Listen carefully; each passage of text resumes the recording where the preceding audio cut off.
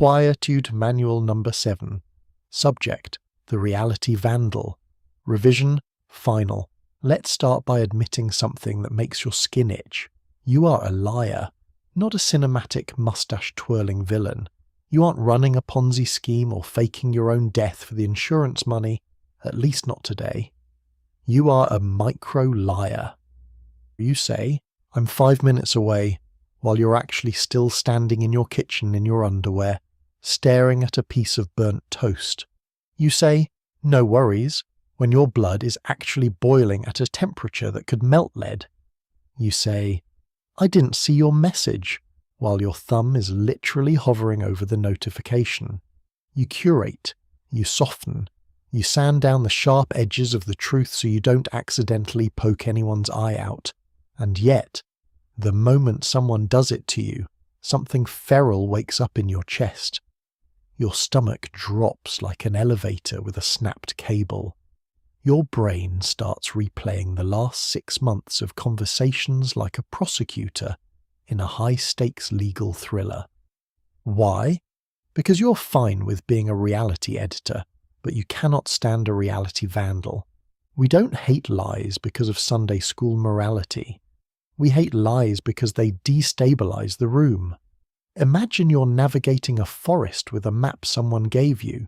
You're walking, you're confident, you're making progress.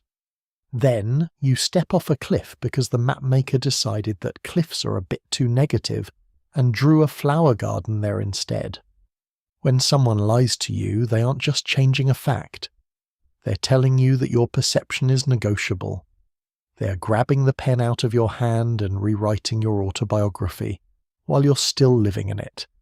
That is the violation. It's the ancient panic of the child being told, "You didn't see what you saw." It makes you wonder, is the flaw actually there, or am I just imagining it? Our nervous systems are already on high alert. We have AI that can deepfake a video of our own mother asking for crypto, and we have smart fridges that lie about being out of eggs. We are starving for a shared reality. When you catch a lie, your body reacts before your brain even finds the words. The micro-freeze, the spike in your pulse, the narrowing of your pupils. This isn't just being upset. This is your DNA remembering that for 4 billion years, trust was survival. If the alpha primate pointed left and said fruit, and there was actually a leopard there, you died. A lie isn't a social slip-up. It's a predatory act. It creates a gap where you were operating on version A, and they were operating on version B, and they let you walk right into the leopard. So why do we do it? Why do we keep the leopard a secret? Because the truth is expensive. It's a luxury brand that most of us can't afford on a Tuesday. Truth risks rejection. It risks the seen notification remaining unanswered for 3 days. It risks the micro-explosion of a fight that ruins the weekend. Lies are the social lubricant. They are the autocorrect for our personalities. We say "I love it" to the terrible gift, and "I'm fine" to the concerned friend, because the alternative is a 4-hour conversation about our childhood that we simply don't have the social battery for. We build these defensive architectures to survive the afternoon, and then we get absolutely furious when we find out our partners built their own. Not all lies are created equal. We don't mind the "I'm almost there" lie. It's a ritual. What we hate are the hierarchy lies. The lies that assume we are too stupid to notice the obvious. The lies delivered with a calm, unblinking face while we are literally holding the evidence in our hands. The lies that protect someone's ego at the cost of our sanity. What enrages us isn't the deception. It's the implied power trip. It's the person across from you saying, "I know better than you what happened in your own life." That isn't just lying. That's an attempt at a hostile takeover of your identity. Here is the uncomfortable part. We claim we want radical honesty. We put authentic in our bios.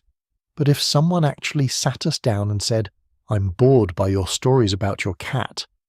I'm actually quite jealous of your new car. I only said I liked that movie because I wanted you to think I was smart," we would be horrified. We don't want the raw sewage of the truth. We want the filtered version. We want honesty, but we want it with a gingham overlay and soft lighting. We live in a negotiated reality, and we only get shocked when someone starts negotiating a price we didn't agree to. If this were a moral lecture, I'd tell you to go forth and never lie again. But this is a Quietude manual. The truth is, you will lie again before sunset. Someone will lie to you before the week is out. Your reality will wobble. The floor will feel like it's made of marshmallows for a minute. The only sustainable skill isn't perfection, it's discernment. It's knowing when to fight for the map and when to realize the other person is just a scared primate trying to hide their own leopard. The red alert is cancelled. Reality is a bit blurry, but you're still standing in it. The manual is closed. You caught the lie, you're still here. That counts for everything.